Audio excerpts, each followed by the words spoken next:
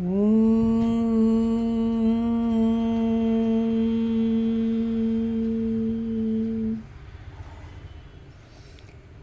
आपको पूर्व वीडियो में बताया कि जिसकी आसक्ति सर्वथा नष्ट हो गई है, जो अभिमान और ममता से रहित हो गया, जिसका चित्त निरंतर परमात्मा के ज्ञान में स्थित रहता है, क्योंकि स्वयं परमात्मा ज्ञान देते हैं भीतर, तो जिनके चित्त निरंतर परमात्मा के ज्ञान में स्थित रहता है, ऐसा मनुष्य कर्म करते हुए भी निष्काम कहलाता है। वह संसार में कर्म तो करता है पर आवश्यक कर्म करता है, अनावश्यक फंसने वाला कर्म नहीं करता, तो वह निष्काम कहलाता है।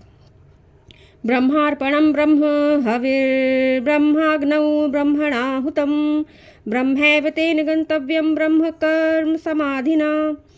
तत्व चिंतक जानते हैं कि यज्ञ में प्रयुक्त पात्र, हवन सामग्री, अग्नि और यज्ञकर्ता सभी ब्रह्म का स्वरूप है। सृष्टि एक यज्ञ है। यह तत्व को जानने वाला ही बता सकता है, सभी नहीं बता पाएंगे। सृष्टि यज्ञ, मैंने आपको बताया कि आज्ञा चक्र में विचारों का यज्ञ प्रति क्षण होता है। जहाँ शिव बैठे हैं वहाँ पर नित्य यज्ञ कर रहे हैं आप। कर्म अकर्म विकर्म के द्वारा निरंतर यज्ञ चल रहा है। इसलिए भगवान श्री कृष्ण ने बारंबार अर्जुन को कहा है कि तू अपना धर्म अनुसार कर्तव्य कर्म कर, क्योंकि क्षत्रिय धर्म के अनुसार ही उन्हें कर्म करना था, और जो धर्म अनुसार अपना कर्म नहीं करता है वह मुक्ति को प्राप्त नहीं होता है। क्योंकि जिस तरह से मैंने आपको ब्रह्मा विष्णु महेश के पद बताए हैं, उन पदों के द्वारा ही अगर आप जन्म और पालन करता और संहार करता तीनों का विभेद करते हैं, तो एक जो पद है वह है मुक्ति का, जिसे विष्णु कहते हैं। विष्णु ही मुक्ति दिलाते हैं जब आप धर्म का पालन करते हैं। इसलिए धर्म को बढ़ाना आवश्यक बताया गया है, ताकि आपको जीव योनि से मुक्ति मिल सके। धर्म क्या है यह भी आपको आगे बताऊंगी मैं, क्योंकि जिसको हम धर्म कहते हैं बाहरी तौर पर वह धर्म नहीं है, वह बहुत ही संकुचित बुद्धि कहलाती है, जो आपके परिवार तक सीमित होती है। उसे संकुचित कहा जाता है मानसिकता को। तो तत्व चिंतक जानते हैं कि यज्ञ में प्रयुक्त पात्र, हवन सामग्री, अग्नि और यज्ञकर्ता सभी ब्रह्म का स्वरूप है। ब्रह्म को जानने से ब्रह्मविद ब्रह्मैव भवति, यह वाक्य है वेदों का। ब्रह्म को जानने वाला स्वयं ब्रह्म हो जाता है। कि ब्रह्म द्वारा ब्रह्म के माध्यम से ब्रह्म के हेतु यज्ञ कर रहे हैं। यज्ञ करता कौन है, यज्ञ बना कौन है और किसके द्वारा किया जा रहा है? ब्रह्म द्वारा, ब्रह्म के माध्यम से ब्रह्म के हेतु यज्ञ कर रहे हैं। ऐसे योगी अंत में ब्रह्म में ही लीन हो जाते हैं। ब्रह्मविद ब्रह्मैव भवति, ब्रह्म को जानने वाला स्वयं ब्रह्म हो जाता है। अर्थात जो कर्ता ना होकर भी कर्म कर रहा है उसे ही ब्रह्म कहते हैं। दैवमेवापरे यज्ञं योगिनः पर्युपासते ब्रह्माग्नावपरे यज्ञं यज्ञेनैवोपजुह्यति। कुछ योगी जन देवताओं के पूजन हेतु यज्ञ का अनुष्ठान करते हैं। अब जो ब्रह्म को नहीं जानते हैं वो विभिन्नताओं में बट जाते हैं। अब देवताओं पर आए हैं कि कुछ योगी जन देवताओं के पूजन हेतु यज्ञ का अनुष्ठान करते हैं, यह सकाम होता है, याद रखिएगा। तो कुछ योगी जन पर ब्रह्म परमात्मा रूप अग्नि में अभेद दर्शन रूप यज्ञ के द्वारा ही आत्म रूप यज्ञ का हवन करते हैं। यह श्वासों के द्वारा होता है। जो परमात्मा में आहुति डाली जाती है, मैं भी प्रतिदिन करती हूँ, यह पंचाग्नि कहलाती है। जो 5 प्रकार की प्राणवायु है उसमें एक दूसरे की आहुति के द्वारा ही यह अग्नि प्रज्वलित होती है और आहुतियाँ होती हैं। आगे आपको इसमें पता चलेगा। तो कुछ योगी जन देवताओं के पूजन हेतु यज्ञ का अनुष्ठान करते हैं, तो कुछ योगी जन ब्रह्म परमात्मा रूप अग्नि में अभेद दर्शन रूप यज्ञ के द्वारा ही आत्म रूप यज्ञ का हवन करते हैं। श्रोत्रादीनीन्द्रियाण्यन्ये संयमग्नेषु जुह्यति शब्दादि विन्यस्य विषयानन्ये इंद्रियाग्निषु जुह्यति। अन्य योगी जन समस्त इंद्रियों को संयम रूप अग्नि में हवन किया करते हैं, तो कुछ व्यक्ति विषयों को इंद्रिय रूप अग्नियों में हवन करते हैं। मैंने आपको कहा प्रतिपल आप सृष्टि यज्ञ में शामिल हैं। कैसे, ये खुद जान लीजिए। भगवान श्री कृष्ण ने बताया है कि कुछ योगी योग के द्वारा हवन करते हैं, देवताओं को आहुति डाल के, कुछ परब्रह्म परमात्मा को, और कुछ इंद्रियों के द्वारा अर्थात विषय रूपी हवन, जो कि सर्वथा अनुचित है।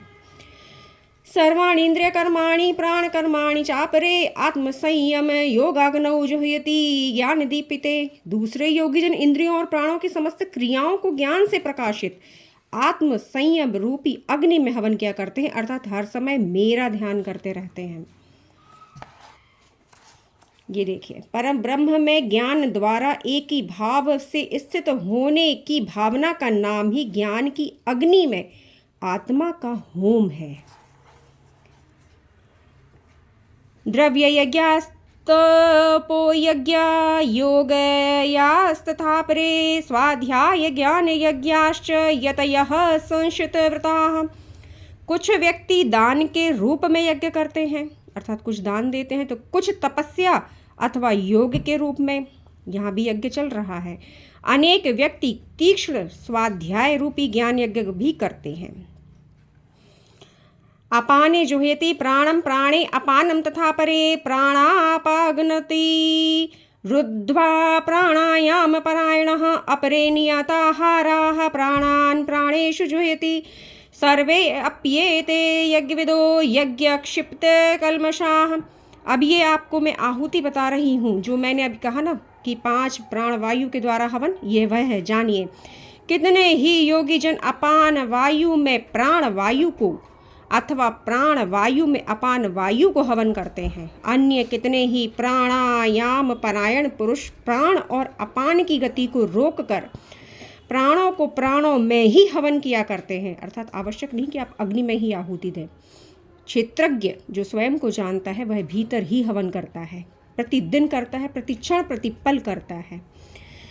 तो ये सभी साधक यज्ञों द्वारा पापों का नाश कर देने वाले और यज्ञों के मर्म को जानने वाले हैं। और यह कब जानते हैं? जब आप स्वयं को जानते हैं, तब आप ऐसा यज्ञ कर सकते हैं। क्योंकि मन में छापने की प्रवृत्ति होती है, मन बाहरी हर विषय को छाप रहा है, किंतु आपने उसकी जो शक्ति है उसका दुरुपयोग कर रखा है। स्वयं को छापिए, स्वयं को जानिए, तब आप सही कर्म कर पाएंगे जिसके लिए आप आए हैं, और मुक्ति की ओर अग्रसर हो पाएंगे। यज्ञ शिष्टामृत भुजो यान्ति ब्रह्म सनातनम नायम लोको अस्तस्य यज्ञस्य कुतो अन्य कुरु सत्तमा। हे कुरुश्रेष्ठ अर्जुन, यज्ञ से बचे हुए अन्न का भक्षण करने वाले योगी जन सनातन पर ब्रह्म को प्राप्त होते हैं। वह पर ब्रह्म अर्थात ओमकार जो सत्य है, सनातन है, और जिनके रूपों को हम ब्रह्मा विष्णु महेश के रूप में जानते हैं, वह एक पर ब्रह्म के भी दर्शन करते हैं। तो यज्ञ ना करने वाले के लिए तो यह मनुष्य लोक भी सुखदायक नहीं है, फिर परलोक कैसे सुखदायक हो सकता है? देख लीजिए, भगवान श्री कृष्ण ने स्वयं कहा है कि जब आप यज्ञ नहीं कर रहे हैं, जो यज्ञ भगवान श्री कृष्ण ने बताए हैं, और अगर आप यहाँ वह यज्ञ नहीं कर रहे, तो परलोक तो आपको सुखदायी हो ही नहीं सकता, क्योंकि परलोक की जगह आप कहीं और ही जाएंगे। जो विषय आपकी इंद्रियों में बसा हुआ है, उसी से संबंधित योनि प्राप्त होती है, क्योंकि महामाया उसी को कहते हैं जो अंत में जैसी मति वैसी गति यह स्थिति दिखला देती है।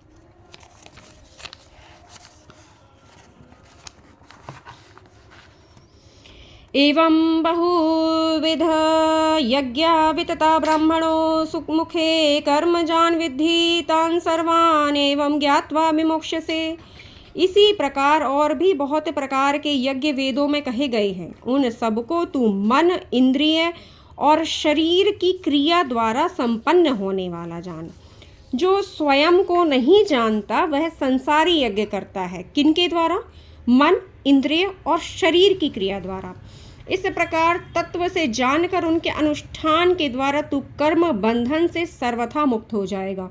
क्योंकि जब तक आप स्वयं को नहीं जानेंगे तब तक सकाम कर्म करेंगे, और जब आप स्वयं को जान जाएंगे तो आप हर कर्म निष्काम करेंगे, क्योंकि आप मुक्त हो चुके हैं। अब आपकी कोई लालसा नहीं है कि आप संसार के बंधन में फंसें, इसलिए आप कोई भी इच्छा नहीं करेंगे, हर इच्छा से परे हो जाएंगे, क्योंकि आप माया के द्वारा फेंके हुए हर जो पासे हैं उन्हें आप समझ पाएंगे कि ये इच्छा क्यों आ रही है, क्योंकि अब फिर फंसने को बोल रही है। लेकिन क्योंकि आपने स्वयं को देख लिया है तो आप अकर्ता सिद्ध हो चुके हैं कि मैं यह कर्म नहीं कर रही हूँ, तो अब मुझे नहीं फंसना है। तो आप निष्काम कर्म करेंगे और जो भी कर्म कर रहे हैं उसे एक परमात्मा को समर्पित कर देंगे।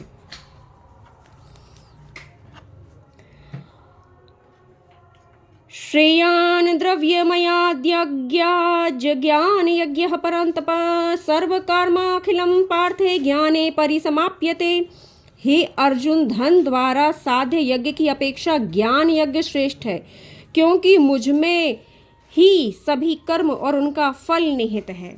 मैं भी ज्ञान यज्ञ कर रही हूँ और आप भी इस ज्ञान यज्ञ में शामिल हैं मेरे द्वारा, अर्थात मैं माध्यम हूँ, किंतु जो कर रहे हैं वह परमात्मा है।